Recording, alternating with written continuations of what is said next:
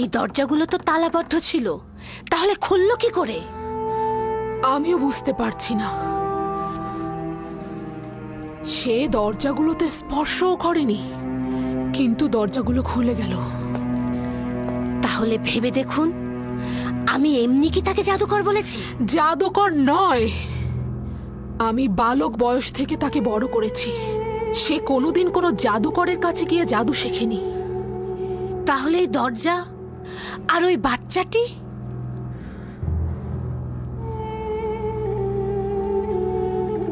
সত্যি তো, এই ইউজারসিফ কে?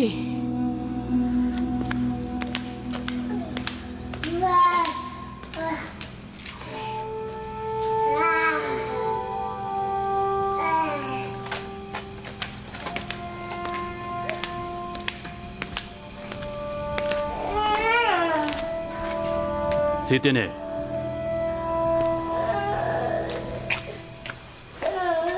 দরুদ আলী জনাব পুতিফার। তুমি কিভাবে কথা বললে?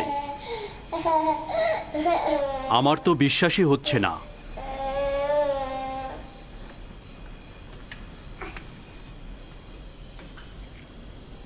তুমি এখানে কি করছো?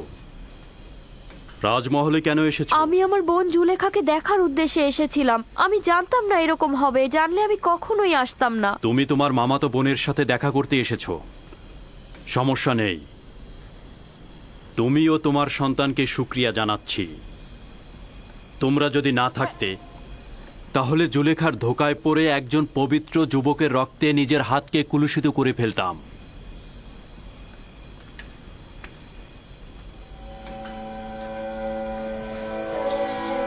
আমি তো বুঝতেই পারছি না তুমি কি করে কথা বললে। জানো না জুলেখার কি হাল হয়েছিল? 6 মাস বয়সে শিশু কথা বলেছে, আমি নিজের কানে শুনেছি।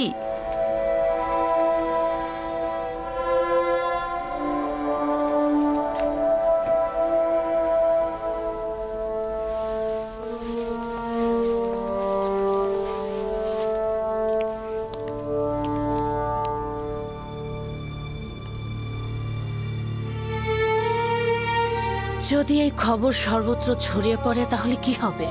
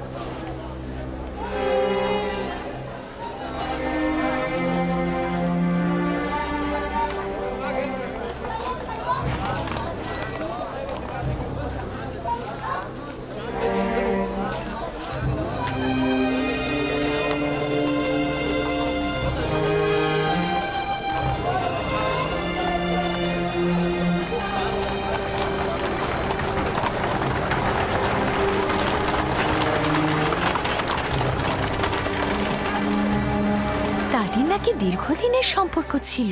রাজমহলের ঘটনার সাক্ষী তো আমি নিজেই।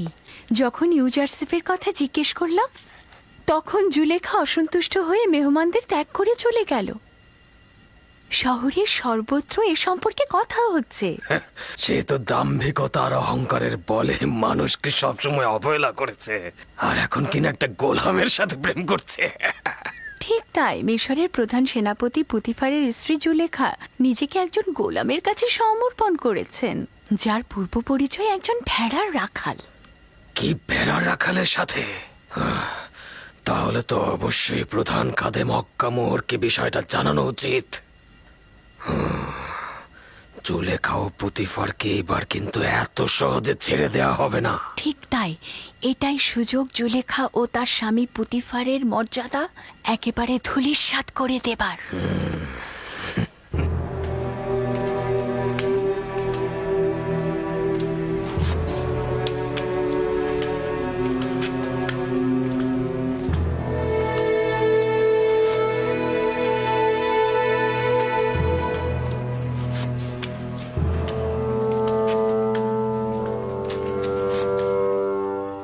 তোমাকে বলেছিলাম আমি কিছু সময় একা থাকবো, চলে যাও এখান থেকে।